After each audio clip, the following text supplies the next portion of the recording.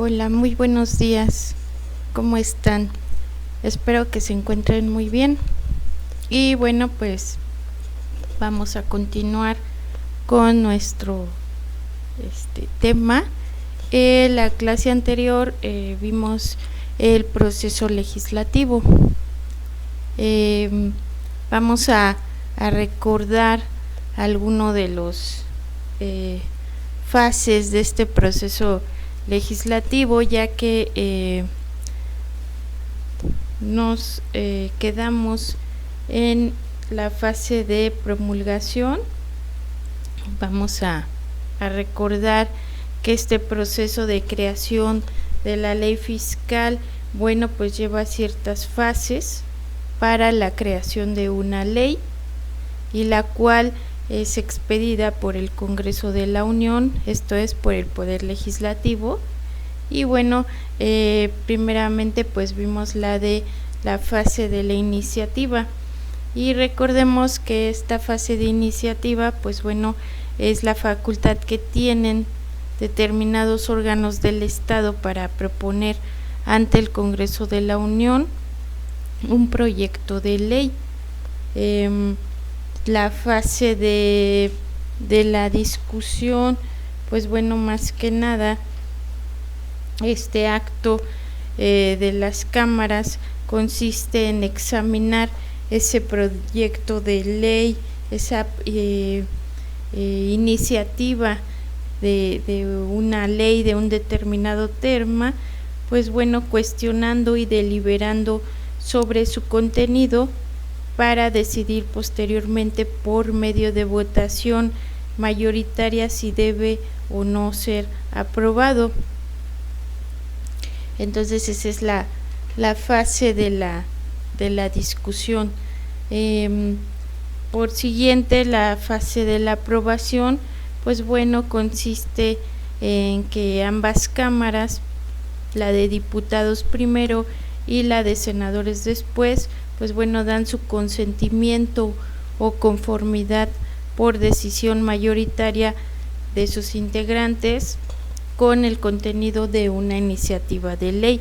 Entonces ya estas dos cámaras están aprobando ese proyecto de ley o iniciativa de ley que se presentó una vez en la fase de iniciativa.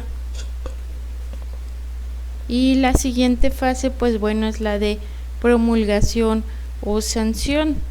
Esta fase, pues bueno, es el acto por el cual el presidente de la República, bajo su firma, pues bueno, manifiesta su conformidad con la iniciativa de ley aprobada por ya ambas cámaras, y este es se lleva a cabo un acto solemne por el Ejecutivo de que una ley ha sido aprobada. Si recordamos, les referí un enunciado, ese acto solemne, el cual el Ejecutivo pues refiere: por tanto, mando se imprima, publique, circule y se le dé debido cumplimiento.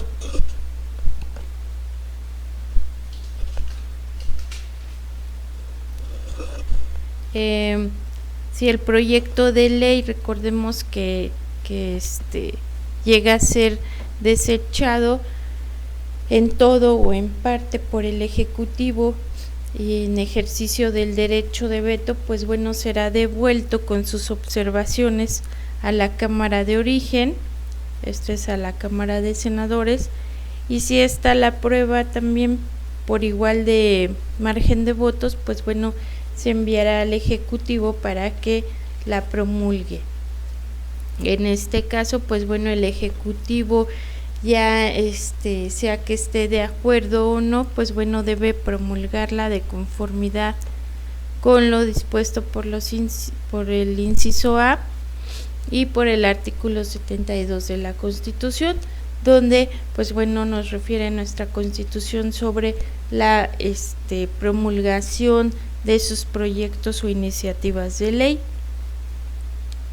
Y bueno, la siguiente fase que vimos la clase pasada fue la de publicación.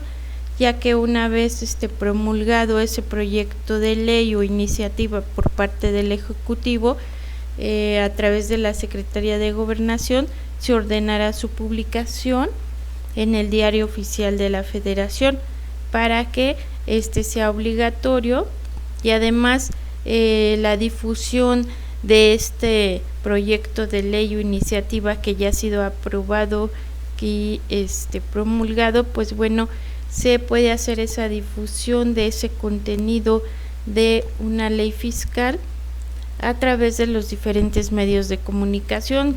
Si recuerdan, les referí que bueno, pues actualmente contamos con diversos medios de comunicación y más que nada medios electrónicos, en el cual pues bueno, ya se puede hacer la difusión o la publicación de estos proyectos de ley que ya han sido aprobados, entonces y que además ya son publicados en el Diario Oficial de la Federación. Entonces puede ser por medios de internet, por televisión, radio, prensa y diferentes plataformas que bueno, manejamos mediante internet, para que estas sean del conocimiento de la mayoría de la población. Con la debida oportunidad se hace la publicación, y así pues bueno, evitamos lo que nos referimos al desconocimiento de la ley. Ok, entonces es un pequeño recuerdo, repaso de la clase anterior. Entonces, ya una vez publicado, seguimos a la siguiente fase, que es la de vacatio legis. Este término de vacatio legis significa el tiempo comprendido entre la fecha de publicación de un proyecto de ley o iniciativa de ley en el Diario Oficial de la Federación y la fecha de iniciación de la vigencia, que tiene por objeto que en dicho periodo pues bueno, se dé a conocer la ley en la forma más amplia y completa que se pueda. Entonces esta es una de las fases que se refiere a ese tiempo de la fecha de la publicación. Y la siguiente fase es la de iniciación de la vigencia. ¿A qué nos referimos con esta fase de iniciación de la vigencia? Pues bueno, más que nada es un acto por virtud del cual una ley comienza a obligar a las personas a quienes va dirigida con los apercibimientos correspondientes. Existen dos sistemas por medio de los cuales un proyecto de ley aprobado y promulgado puede entrar en vigor.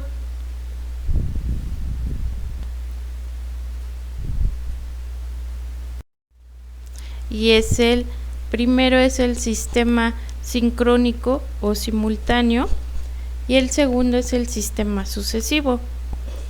¿Y a qué se refiere el sistema sincrónico simultáneo? Pues bueno, es aquel mediante el cual entran en vigor los proyectos de ley aprobados y promulgados al mismo tiempo en todo el país, ya sea porque así lo determine el mismo proyecto o una ley anterior que esté en vigor, con la única condición de que sea posterior la iniciación de la vigencia al de su publicación en el Diario Oficial de la Federación.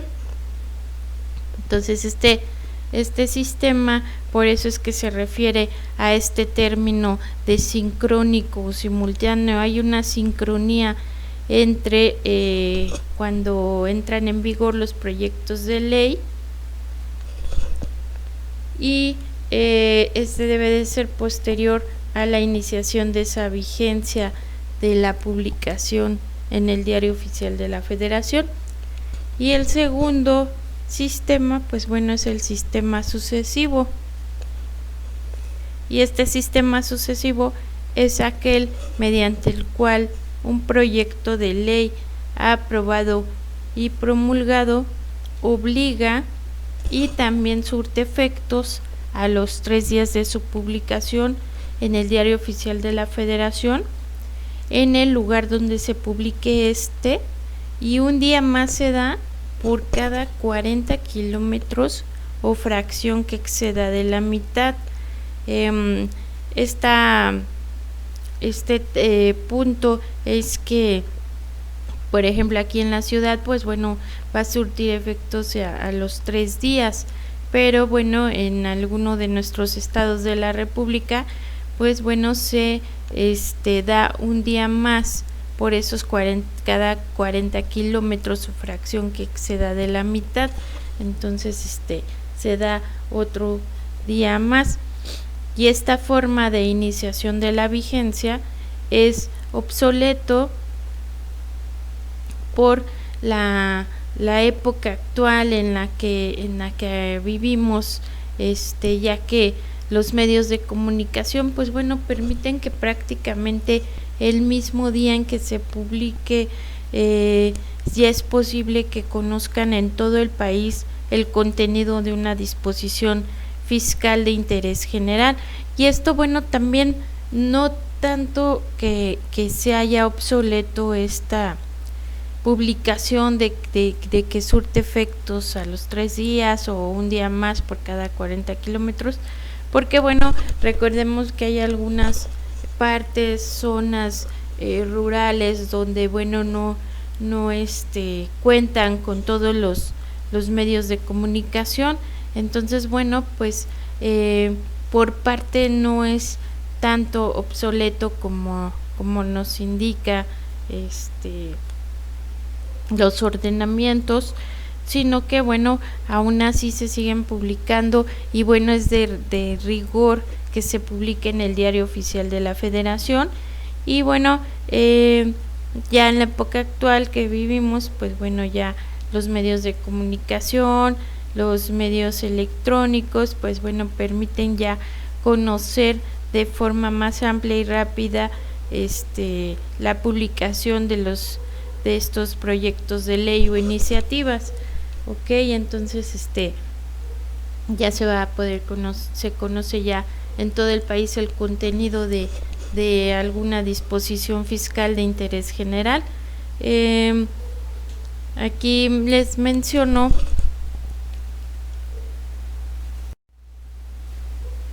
un artículo, es el artículo 7 del Código Fiscal de la Federación, y a la letra dice: las leyes fiscales, sus reglamentos y las disposiciones administrativas de carácter general entrarán en vigor en toda la República el día siguiente al de su publicación en el Diario Oficial de la Federación, salvo que en ella se establezca una fecha posterior.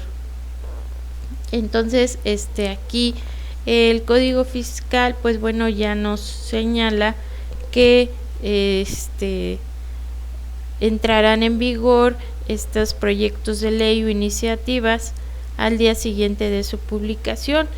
Y más sin en cambio, el punto anterior es que en este sistema sucesivo, pues bueno, ya una vez que fue publicada, pues bueno, va a surtir sus efectos a los 3 días de esa publicación. Entonces, como se puede apreciar, esta disposición fiscal, bueno, implementa sistema sincrónico o simultáneo para la iniciación de la vigencia de las leyes fiscales, y estas entrarán en vigor en un día fijo en toda la República Mexicana, con la condición de que su publicación sea anterior y por excepción por disposición expresa puede establecerse como iniciación de la vigencia a una fecha posterior. Ok, entonces es esto a lo que nos refiere sobre la vigencia de las leyes. Aquí podemos referir que la vigencia constitucional de las leyes fiscales es de 1 año. Ok, entonces estas son las etapas o fases de del proyecto de ley o iniciativa de ley, y cómo es que se van publicando en el Diario Oficial de la Federación. Y bueno, ya con esto concluimos con estas etapas o fases de los proyectos de ley, de las publicaciones de estos proyectos de ley. Entonces, a continuación vamos a ver lo que son los ingresos del Estado.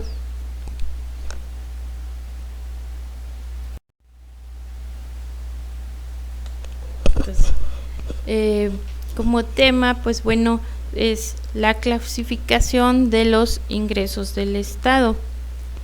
Entonces, hemos visto ya en clases pasadas, bueno, pues ya aquí ha quedado debidamente justificada la necesidad del Estado de requerir de los recursos económicos que deben aportarle obligatoriamente los particulares para que cumpla con las funciones propias a su naturaleza de ente público.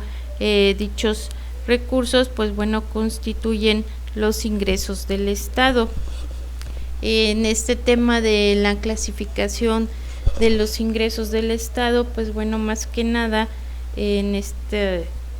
vamos a estudiar en este tema algunas de las clasificaciones de los ingresos del Estado elaboradas por la doctrina, así como la que adopta nuestra legislación fiscal federal, estatal, municipal y también la Ciudad de México. Entonces, pues bueno, recordemos que estos ingresos del Estado, pues bueno, más que nada son los ingresos públicos, que bueno, son todos los recursos monetarios que bueno recibe el Estado por parte de los particulares mediante, pues bueno, las contribuciones, los impuestos, todos los pagos que se hacen sobre también la seguridad social. Entonces, recordemos que todos estos ingresos recaudados por el Estado, pues bueno, más que nada van a generar un bienestar para la sociedad. Entonces, aparte de ser una obligación, no se debería de ver tanto así, porque bueno, también el Estado cumple con utilizar esos recursos para el bienestar de la sociedad, tanto para carreteras, transportes públicos, vías de comunicación y demás. Ok, entonces, pues bueno, vamos a ver la clasificación doctrinaria.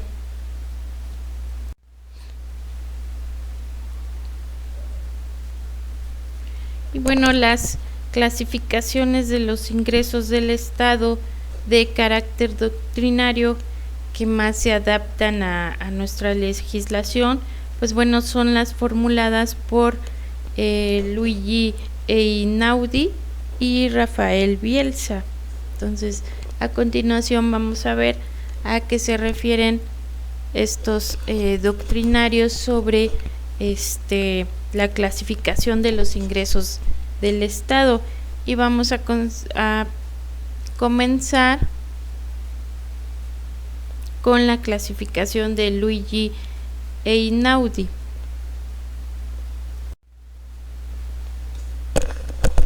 Y bien, Luigi Einaudi, pues bueno, más que nada es un tratadista italiano, que considera que los ingresos del Estado se pueden agrupar en dos categorías. Y bueno, la primera categoría son los ingresos derivados de impuestos y la segunda categoría son los ingresos no derivados de impuestos. Y vamos a ver la primera categoría, que es la de ingresos derivados de impuestos, y esta se refiere a que son las prestaciones de carácter económico que se establece en la ley a cargo de los particulares para costear los gastos del Estado. Entonces, este tratadista italiano, pues bueno, en su primer categoría se refiere a esos ingresos que vienen derivados de los impuestos, que son más que nada de carácter económico, que ya están establecidos en una ley, y bueno, que a cargo de los particulares que tienen esa obligación para cumplir con los gastos del Estado mediante estos impuestos, pues bueno, ya se va a tomar esos ingresos precisamente derivados de estos impuestos. Y la segunda categoría son los ingresos no derivados de impuestos. Y dentro de estos ingresos no derivados, pues bueno, comprende a los precios políticos, a los precios públicos, a los precios cuasi privados y al precio privado. Y vamos a ver a qué se refiere con los precios políticos. Y estos precios políticos más que nada son las cantidades que el Estado establece por un servicio administrativo o de su propiedad, cuando el precio fijado está muy por debajo del costo real del mismo. Entonces, por eso es que se refiere a esos precios políticos, porque estos precios que son fijados van a estar por debajo del costo real de los mismos precios que se manejan en general en otros ámbitos. Y los precios públicos, pues bueno, más que nada son los que se establecen mediante el Estado por la prestación de servicios o bienes en los que ejerce monopolio, por lo tanto lo fija libremente, ya que no tiene competencia por parte de los particulares. Aquí vamos a referir un ejemplo, pues, en este caso el precio de la gasolina, el precio de la energía eléctrica. Entonces aquí pues por eso se refiere a que no tiene competencia por parte de otros particulares.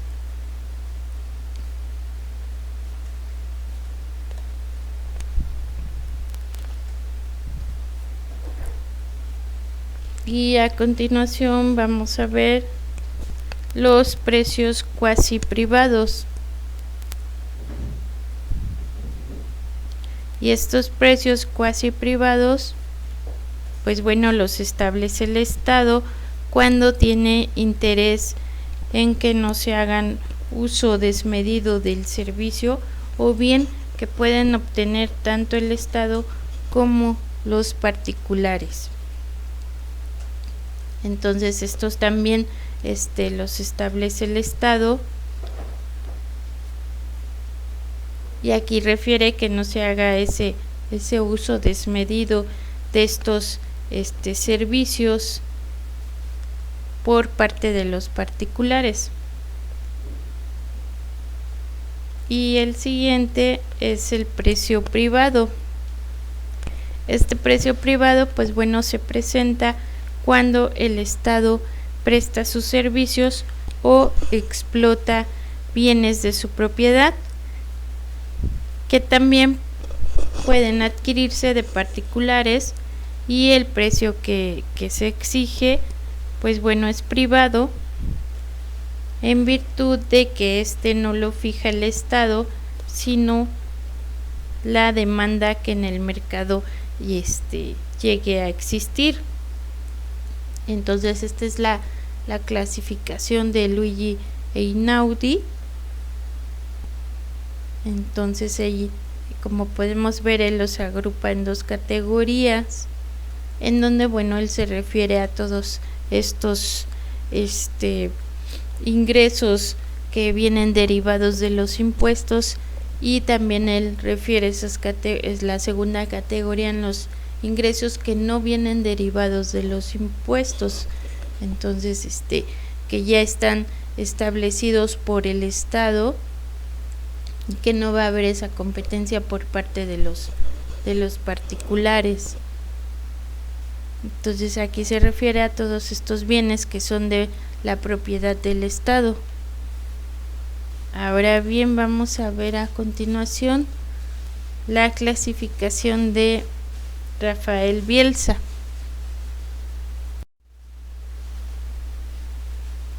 Y bueno, ¿a qué nos referimos con esta clasificación de Rafael Bielsa? Pues bueno, él es un tratadista argentino, y más que nada para este tratadista argentino los ingresos del Estado se clasifican en 3 grupos, tomando en consideración el ente que los percibe, la permanencia del ingreso según el ejercicio fiscal y el origen de los mismos. Y a continuación vamos a ver estos 3 grupos que refiere este tratadista argentino, Rafael Bielsa. Y el primero de ellos, pues bueno, son los ingresos nacionales, estatales y municipales. Aquí se refiere al ente u órgano que percibe los ingresos, ya se trate de la federación o de entidades federativas o de los municipios. Entonces aquí ya está refiriendo de qué tipo de ingresos está manejando, refiriendo tanto ya sean nacionales, estatales o municipales. Y la siguiente grupo son los ingresos ordinarios y los ingresos extraordinarios. Estos se refieren a los ingresos que se recaudan en cada ejercicio fiscal autorizados por el presupuesto de ingresos, o sea, a los ordinarios y los extraordinarios. Estos son más que nada establecidos y destinados a sufragar los gastos no previstos en el presupuesto de ingresos. Y los ordinarios y derivados, pues bueno, se refiere a que los ingresos cuando provienen del ente público, esto es decir, para la explotación de tierras y aguas o para la enajenación de bienes muebles o inmuebles. Y a estos ingresos también se les denomina producto y se consideran derivados cuando provienen del patrimonio de los particulares, esto es cuando provienen de las contribuciones.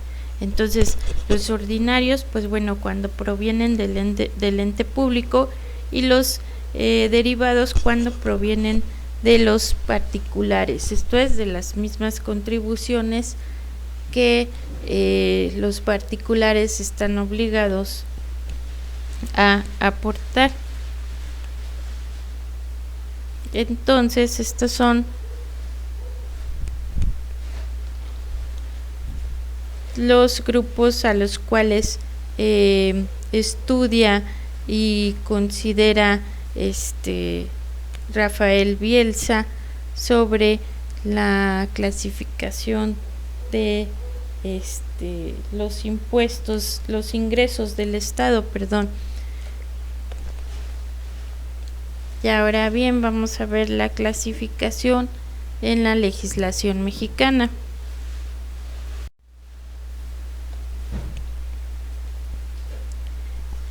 La clasificación de los ingresos del Estado mexicano se hace atendiendo a los 4 entes que están autorizados constitucionalmente para percibir al producto de las contribuciones y otros ingresos que se establezcan a su favor. Esto es la Federación, los estados, los municipios y la Ciudad de México. Ahora bien, vamos a ver la clasificación de la Federación. Y esta clasificación, pues bueno, más que nada deriva del Código Fiscal de la Federación y de la Ley de Ingresos de la Federación.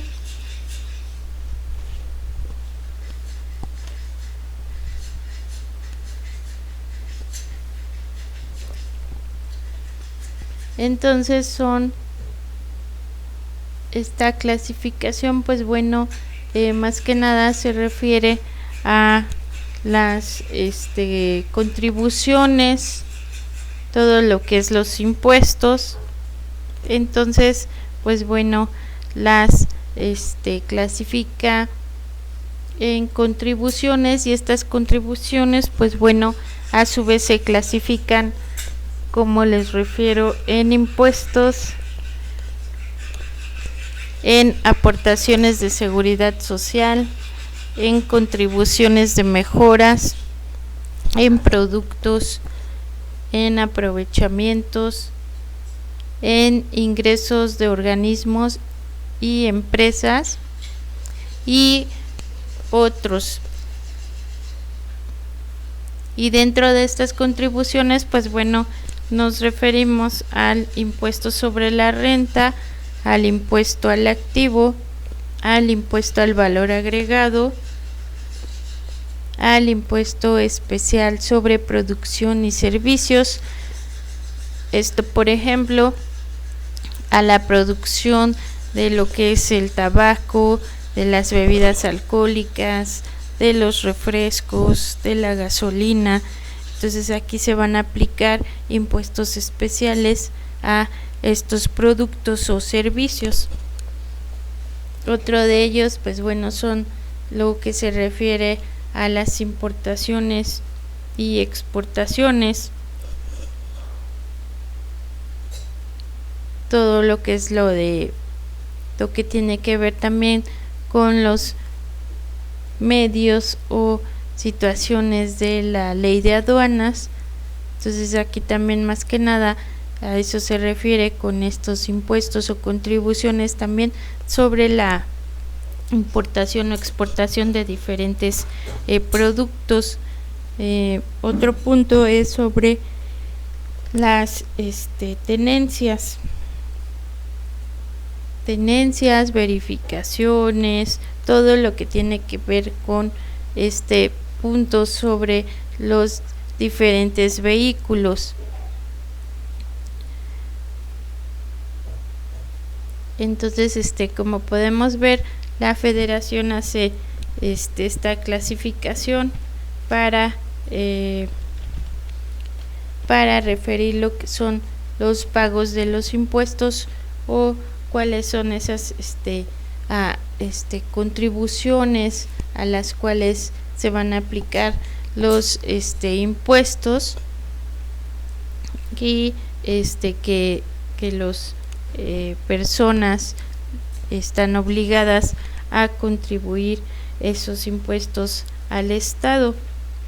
Y bien, entonces estas son las clasificaciones de los ingresos del Estado, y precisamente pues bueno, vamos a partir de lo que son las contribuciones.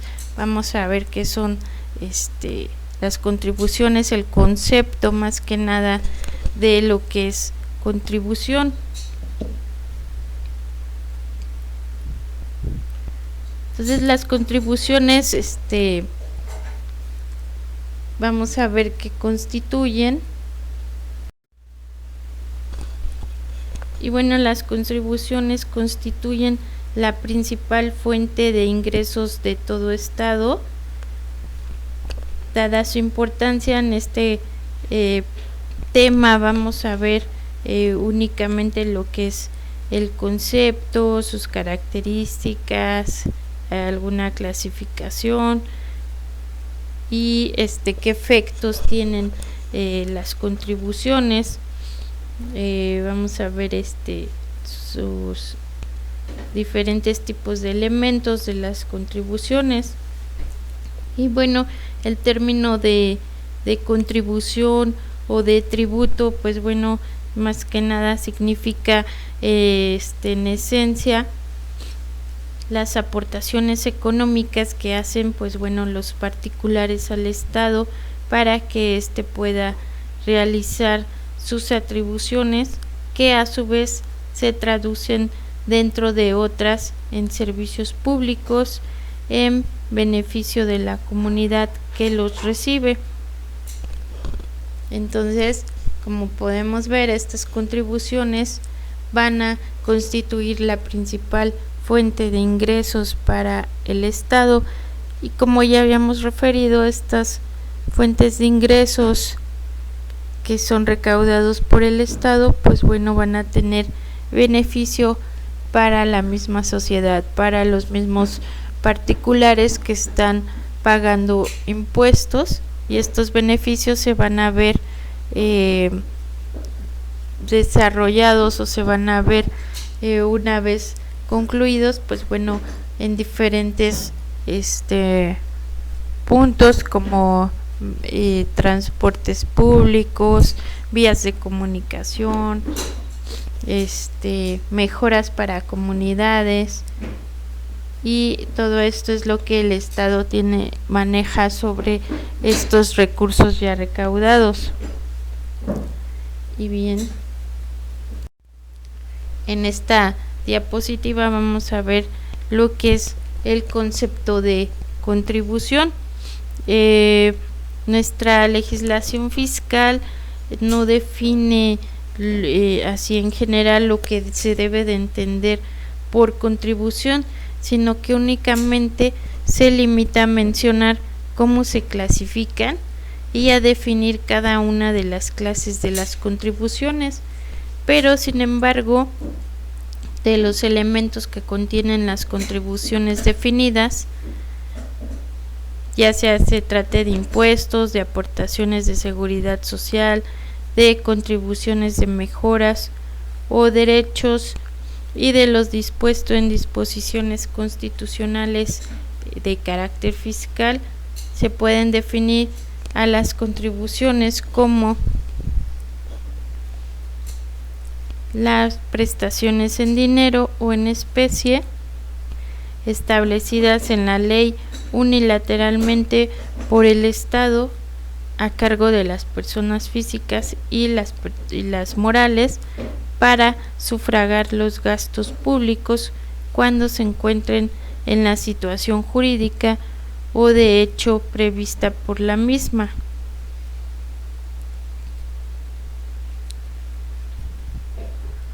Entonces, como podemos apreciar, pues bueno, no tenemos en sí un concepto como tal de la contribución, de lo que maneja nuestras leyes, pero más sin embargo, pues bueno, son esas prestaciones en dinero o en especie que establece la ley unilateralmente. Entonces esta concepto, más que nada, pues bueno, se desprende del contenido de los artículos 31, fracción cuarta, del artículo 73, fracción séptima, y del artículo 74, fracción cuarta de nuestra Constitución, y de los artículos primero y segundo del Código Fiscal de la Federación. Y estos artículos, pues bueno, los vamos a referir o estudiar para la siguiente clase. Espero que el tema del proyecto de ley haya quedado bastante claro, cómo es que se llevan a cabo esas fases para publicar un proyecto de ley o iniciativas de ley. Y bueno, la siguiente clase continuamos con lo que es el tema de contribución. Y bueno, pues más que nada no me queda más que reiterarle y darle las gracias por su atención. Nos vemos también en clase Zoom. Y bueno, que tengan muy buen día. Muchas gracias por su atención y hasta luego.